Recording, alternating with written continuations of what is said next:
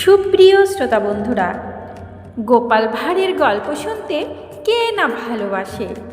তাই তো আমি আবারও চলে এসেছি গোপাল ভাঁড়ের কয়েকটি মজার গল্প শোনাতে।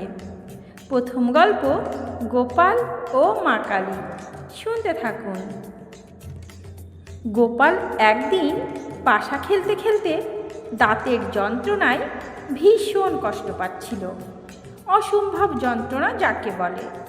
যন্ত্রণায় অস্থির হয়ে সে শুয়ে পড়ে কাতরাতে কাতরাতে বলতে লাগলো, দোহাই মা কালী, এ যাত্রায় আমার যন্ত্রণাটা কমিয়ে দাও। আমি জোড়া পাঠা বলি দেব মা, পুজো দেব ভালো করে তোমায় মা। কিছুক্ষণ পরে মা কালীর কৃপায় তার যন্ত্রণার উপশম হলো। সে আবার খোশ মেজাজে পাশা খেলতে লাগলো মনের আনন্দে। গোপালের পাশা খেলার সাথী একসময় গোপালকে বললে, মায়ের দয়ায় দাঁতের যন্ত্রণা তো দূর হলো।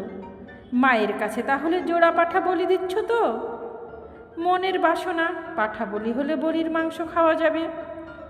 গোপাল পাশার চাল দিয়ে খোশ মেজাজে বললে, যন্ত্রণা আমার এমনিতেই সেরে যেত, এ ব্যাপারে আর মা কালীর কেরামতি কোথায়? যন্ত্রণায় অস্থির হয়ে কি বলতে কি বলে ফেলেছি, সেজন্য আবার জোড়া পাঠা বলি দিতে হবে নাকি? মা কালী আমার মাথায় থাকা। তারপর গোপাল দিব্যি খোশ মেজাজে পাশা খেলতে লাগলো। ওদের কথায় আর পাত্তাই দিল না। খেলার সাথীর মন খারাপ হয়ে গেল, কিন্তু কথাই বলে ধর্মের কল বাতাসে নড়ে। বেশ কিছুক্ষণ পরে গোপালের দাঁতের যন্ত্রণা আবার অসম্ভব রকম বেড়ে গেল। এবারকার যন্ত্রণা আগের চেয়েও ভয়ানক। গোপাল যন্ত্রণায় অস্থির হয়ে মা কালীর উদ্দেশ্যে হাত জোড় করে কাতরাতে কাতরাতে বললে, হে মা করুণাময়ী, হে মা দয়াময়ী, হে মা জগৎজননী, যে কথা বলেছি সেই কথাটি ধরে নিলে মা। আমি কি সত্যি সত্যি বলেছি তোমার কাছে জোড়া পাঠা বলি দেব মা? এত বোঝো মা, ঠাট্টা বোঝো না। এবার খেলার সাথীর মুখে জোর হাসি ফুটে উঠল। বলির পাঠার প্রসাদ মাংস নির্ঘাত পাবে এই মনে ভেবে। এবারের গল্প, গোপালের ঘটকালি। গোপাল একবার একটি বিয়ের ঘটকালি করেছিল। মেয়েটি খোড়া, ছেলেটি কানা। কনেপক্ষ পাত্রপক্ষ গোপালের মুখের কথায় উপর নির্ভর করেই বিয়ে পাকাপাকি করে ফেলেছিল।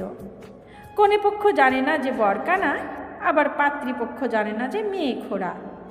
গোপালের ভীষণ নাম ডাকের জন্য কেউ কাউকে অবিশ্বাস করতে পারেনি। সব কাজ গোপালের উপরই ছেড়ে দিয়েছে। নির্বিঘ্নে বিয়ে হয়ে যাবার পর পাত্রপক্ষের কর্তা গোপালকে ডেকে বললেন, কনেপক্ষের লোকেরা জানতেই পারেনি যে বর কানা। বরকে কানা দেখলে কোন বাপ মেয়ে দিত না। এর জন্য আপনার কাছে বেশ কৃতজ্ঞ আমরা। এই বলে পাত্রপক্ষের লোকেরা কিছু পুরস্কার বাবদ টাকা দিল। গোপাল তা মুখটি চেপে নির্বিঘ্নে তাদেরকে কিছু না বলে নিয়ে নিল। এদিকে কন্যাপক্ষের লোক এলো। মেয়েটি যে খোড়া পাত্রপক্ষের লোকেরা জানতেই পারেনি। কি বলো গোপাল? এই বলে কন্যাপক্ষের লোকেরা গোপালকে কিছু পুরস্কার দিল। দুপক্ষের কাছে মোটা বকশিস পেয়ে পুলকে গোপাল মনে মনে হাসতে হাসতে বলল, আপনারা মহান ব্যক্তি, তাহলে সব কথা খুলে বলি শুনুন। আপনার মেয়েটি খোড়া আর বড় কানা, এতে অবশ্য দুপক্ষের চিন্তা ভাবনা করার কোনো কারণ নেই। গোপালের কথা শুনে বরপক্ষের আক্কেল গুরু বললেন, হ্যাঁ বলো কি, পাত্রী খোড়া? আগে এ কথা আমাদের বলেননি কেন? গোপাল বললে, নইলে মানাবে কেন দাদা? না মানালে আমরাই যে বদনাম। আমি তো কারো কাছে বদনাম শুনতে রাজি নই। এখন আপনাদের আর কারোর কিছু বলার থাকলো না। মহাজনের টাকার থলি এবারের গল্প। ভদ্রলোক টাকার থলে সহ নৌকা করে নদীর উপরে যাচ্ছিলেন। মাঝ নদীতে হঠাৎ করে নৌকাটা ডুবে যায়। তীরে গোপাল ও তার বন্ধু বান্ধবরা দাঁড়িয়েছিল। তারা অনেক কষ্টে ভদ্রলোককে তীরে টেনে তুলতে সমর্থ হয়, না হলে স্রোতের টানে তাকে অক্কা পেতে হতো। কিন্তু মহাজনের ভারী টাকার থলিটি বর্ষার ভরা নদীতে কোথায় তলিয়ে গেল গোপালরা জানতেও পারলে না। ডাঙ্গায় তোলার কিছু পর ভদ্রলোক জ্ঞান ফিরে পেয়ে গোপালদের গালাগাল করতে থাকেন। আমার নদী থেকে না তুলে যদি টাকার থলিটি তুলতে পারতেন তবে বুঝতুম একটা বাহাদুরি কাজ করেছেন। আপনারা সব অকর্মর ঢেকি, একদম অপদার্থ, এরূপ লোকেদের দু চোখে দেখতে পারি না, ইত্যাদি ইত্যাদি। এসব শুনে গোপাল বলে, আপনাকে মানুষ ভেবে জান বাঁচিয়ে মহাদোষ করে ফেলেছি, তাই আমরা ঢেকি। যদি আগে জানতাম আপনি অকৃতজ্ঞ জন্তু, বিশেষ যার কাছে জানের চেয়ে টাকার থলি বড়, তাহলে আপনার ওই মাংসের টিবিকে আমরা স্পর্শও করতাম না। আপনি ঢোক ঢোক লোনা জল খেয়ে টাকার টুং টুং শব্দ শুনতে শুনতে ভবপারে যাওয়ার ঢং ঢং বাদ দিয়ে এতক্ষণ শুনতেন। এই বলে সকলে সেখান থেকে রাগ করে চলে গেল। এবারের গল্প গোপালের ভাইপো।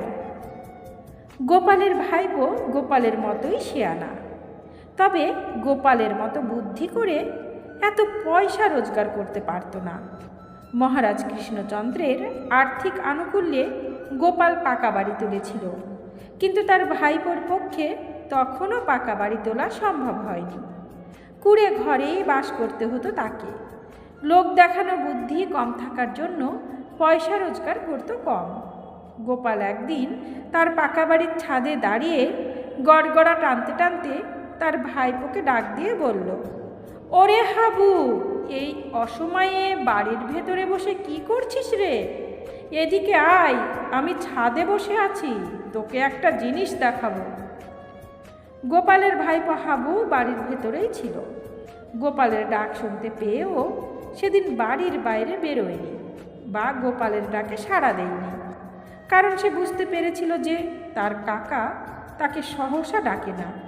পাকা বাড়ির প্রতি তার দৃষ্টি আকর্ষণ করার জন্যই এখন ডাকাডাকি করছে, নইলে যে কাকা সচরাচর কোনো খোঁজও নেই না, সে কেন দরাজ গলায় ডাকছে এই অসময়ে?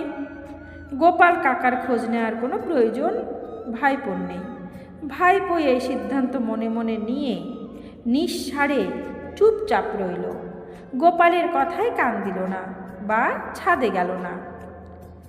এই ঘটনার প্রায় 2 বছর পরে গোপালের ভাইপো নিজের চেষ্টায় পাকা বাড়ি তৈরি করল। অনেক কষ্টে টাকা রোজগার করে তার নতুন পাকা বাড়ির ছাদে দাঁড়িয়ে সে গোপালকে বললে, ও গোপাল কাকা, 2 বছর আগে ছাদে দাঁড়িয়ে আমায় যেন কি বলেছিলে? তুমি আমার ছাদে এসো বলছি।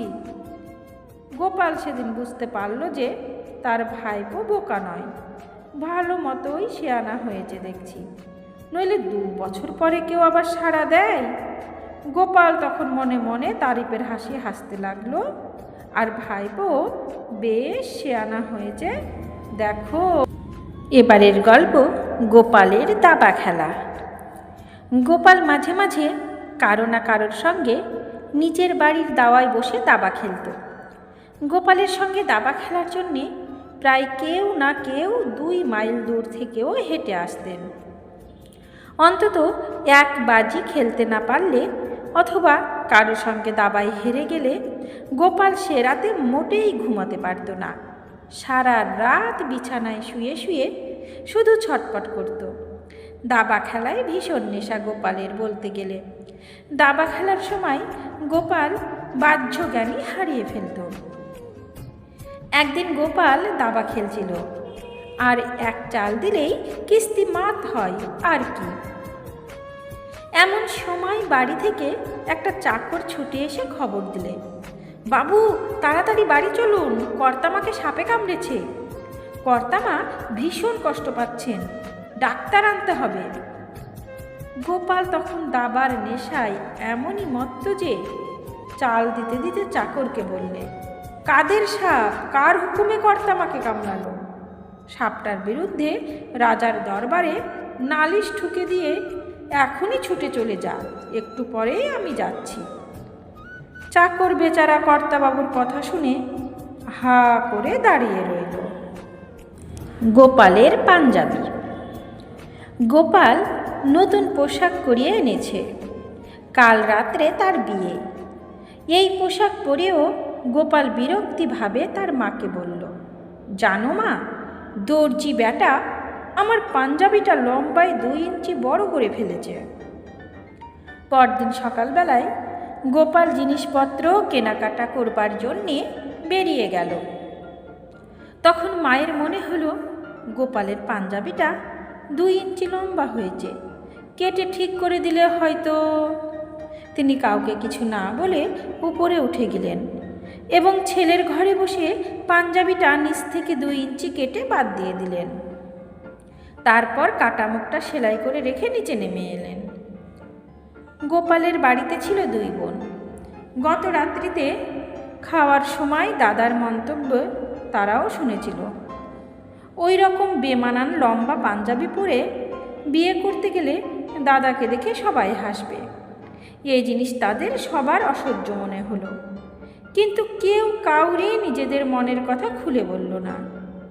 কিছু পরে বড় বোন আবার 2 ইঞ্চি কেটে বাদ দিয়ে সেলাই করে দিল। তারপর গোপালের পাঞ্জাবির কথা ভেবে ছোট বোনও চুপি চুপি ঘরে প্রবেশ করে পাঞ্জাবির ঝুল নিচ থেকে আরও 2 ইঞ্চি কেটে সেলাই করে দিল। এদের কাজ কেউই জানতে পারল না। সন্ধ্যাবেলায় বিয়ের সাজ পরতে গিয়ে গোপালের চক্ষু স্থির। যে গোপালের পাঞ্জাবি 2 ইঞ্চি লম্বা ছিল তা উল্টে এখন 4 ইঞ্চি খাটো কি করে হলো, তা সে কিছুতেই বুঝতে পারল না। সে ঘোড়ার গাড়ি ডেকে দোকানে ছুটল এর কারণ জিজ্ঞাসা করতে। দোকানিকে জিজ্ঞাসা করাতে সে কিছুই বুঝতে পারল না। গোপাল রেগে মেগে দোকানিকে 2-4 কথা শুনিয়ে তাড়াতাড়ি বাড়ি চলে এলো। বাড়ি এসে সকলের মুখে সব কথা শুনে গোপালের মেজাজ আরও খারাপ হলো। কিন্তু অন্যের উপর রাগ করে তো বিয়ে না করে থাকা যায় না। বাধ্য হয়ে গোপাল তাড়াতাড়ি বাজারে গিয়ে আবার আর একটা পাঞ্জাবি কিনে তাই পরে রেগে মেগে বিয়ে করতে গেল। সমাপ্ত। আজকের মতো গোপাল ভাঁড়ের গল্প এখানেই শেষ করলাম। কণ্ঠে আমি রোজি। আমার গল্প পাঠ যদি আপনাদের এতটুকুও ভালো লেগে থাকে তাহলে চ্যানেলটি সাবস্ক্রাইব করে আমার গল্প পাঠের সঙ্গে থাকবেন। আপনাদের ভালো লাগা, ভালোবাসা ও সহযোগিতা আমার পথ চলার সঙ্গী।